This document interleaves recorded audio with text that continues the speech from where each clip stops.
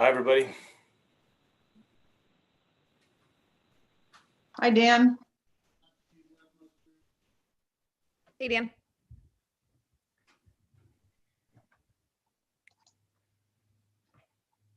Hey guys, I'm invisible today, but I'm here. It's Lonnie.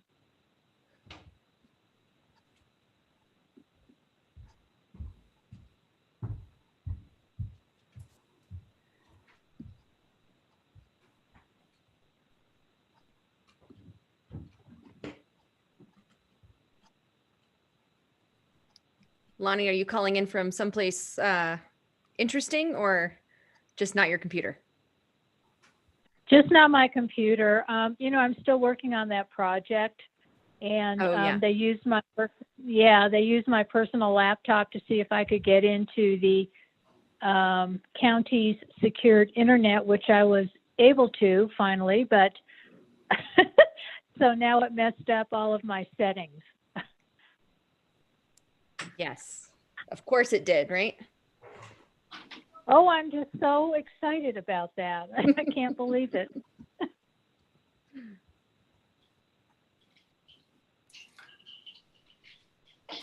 So if I hit the mute button on my cell phone, can you guys still hear me, or does that mute me from here? I just don't know how this process works here.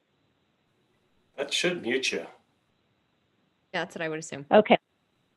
Okay. And Lonnie, I just got your text, and no, I have not heard from Megan.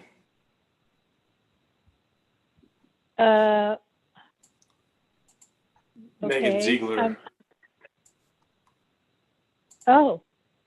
I don't remember sending that text. Are you sure that's from me? Lonnie Kitchen. Hi, Dan. Okay. Quick check, see if Megan Ziegler followed up with you this week. Next Senior Matters Board meeting is this Monday at 9 a.m. Signed. Oh, that was from last month, Dan. That's an old one. You can go ahead and delete that. Oh, geez. Well, I see. Yeah, you're right. Okay. Never mind. Okay. I misread it. Dan, I should be on via the phone. Okay.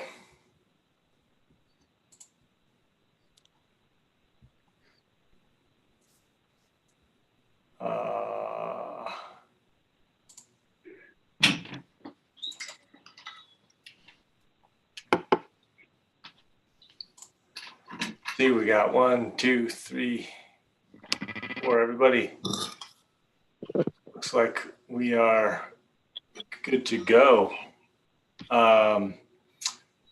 Kathy, are you good starting? I am. Okay. Why don't you go ahead and do roll call? Okay. Marty Silverstein, Here.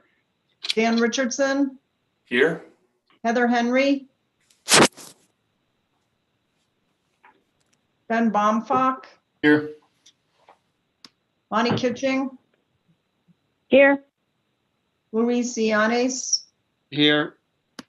Erica Sparhawk. Here. Okay. First order of business is the consent agenda. Item A is accounts payable. Item B is trustee minutes from December 8th. Item C is trustee minutes from December 15th. Item D is a liquor license renewal for the GOAT. Item E is a recommendation for appointment to the Bike Ped and Trails Commission. And that's all there is. Any questions or motion? I would move to approve the consent agenda. Second. Motion by Ben, second by Erica. All those in favor say aye. Aye. Aye. Aye. Hi. Opposed say no.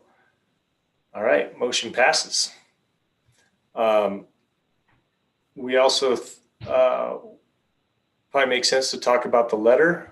I have to be honest, I haven't been able to read the updated one, but Jay, you want to introduce it? I'm talking about the letter to Garfield County, by the way. So no major changes on the letter, Dan, other than I put myself down as a signature on behalf of the town board. That's for a few reasons. One, to get you all in here tomorrow to sign it before we send it would be challenging. And it just seemed to be kind of seamless to do it that way after my discussion with Dan this morning.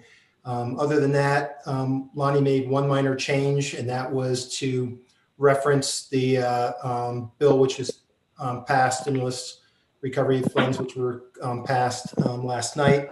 We're still kind of analyzing that. CML just put out something. We're not quite sure the mechanics of that yet, other than kind of the direct payments which are coming out. But the balance of it is still, we're still trying to figure out what that means in timing. So that's kind of where we stand on that.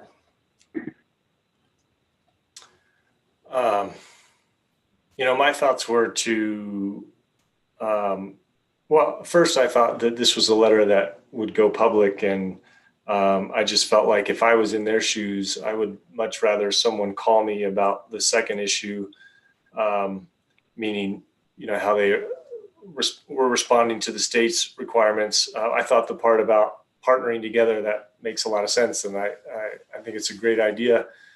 But Jay feels that he can deliver it in a way that it wouldn't be public, and so I'm less concerned, but I still just, I don't think is necessarily the best approach, but I also realize I'm the minority, so I'll leave it at Just that. to clarify, the letter would be subject to any records requests. So if someone asked for it, we provide it. I'm just not sure at this point it's necessary to post it immediately on the website, but we would make it available if someone requested it.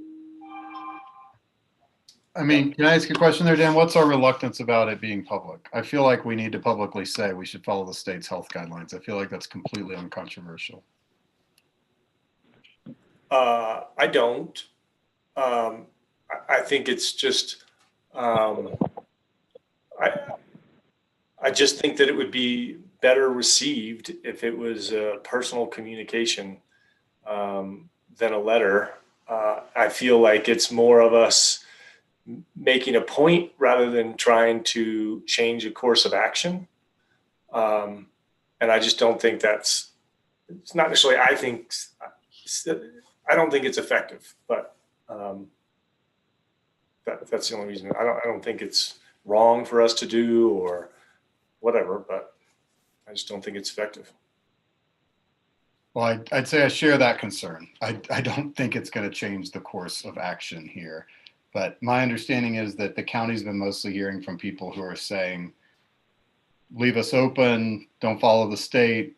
This isn't really as big a problem as it's being made out to be in the media. And I do think it's important that we go on the record, and whether it's public or hand it over as a personal conversation, whatever it is, that we make it really clear that a lot of people in the county are very concerned and think that we should follow the expert guidance from the state, whatever that may be, at whatever point. And when they say start opening up, we shouldn't question that.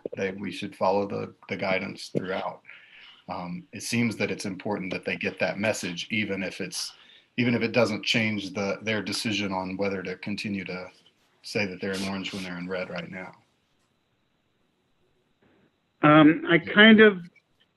Ben, I agree that it's important that they get the message, but I don't know how important it is that it's in a public forum. I see where some county just got approved for the 5-step program, similar to what Mesa County has done. And, I'd like to see more emphasis on trying to do something like that. But I'm not opposed to it being public. I just think a relationship with them has been tenuous at times, and I don't think this is going to help that relationship having it be public.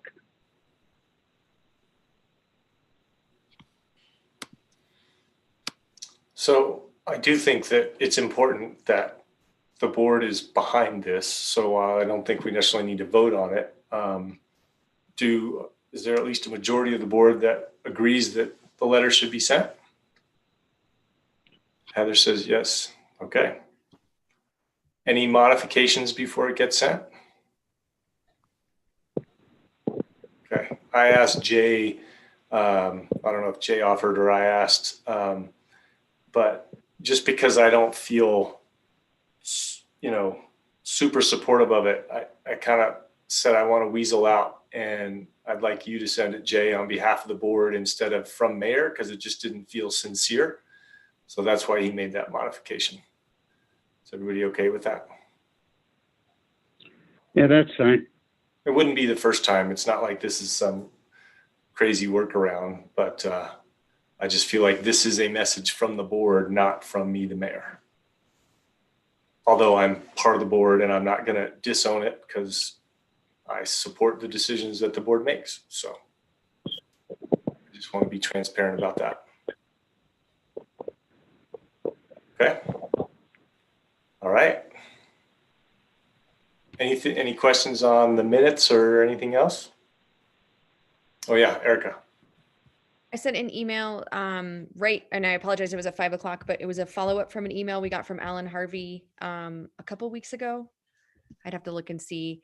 It was just to send a letter of thank you to the COGCC, the Colorado Oil and Gas Commission, for the rulemaking process that they went through and a lot of the positive things that came out. And I thought rather than focusing on, the really specific components about, oil and gas, because that doesn't impact like the setback requirements and stuff, since that doesn't impact Carbondale residents as much. But there's a lot of good things that are good for the overall environment and the climate. So I put those really quick in an email. It's not the drafted letter, but I just wanted to see if the board would be comfortable with that thank you coming from our entire board together. And if not, we can send individual ones, but it's a priority issue, and it's a really, as administrative as it sounds, it's a really big deal for the COGCC to change their mission of the organization and their structure for how they're staffed and how the board operates.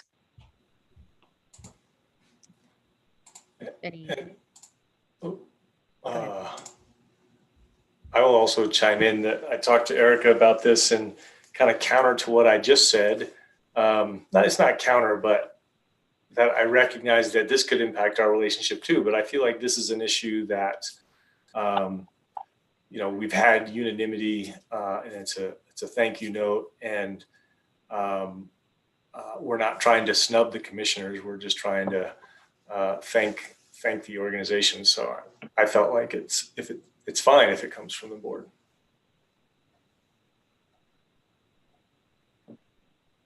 Anybody opposed to such a letter?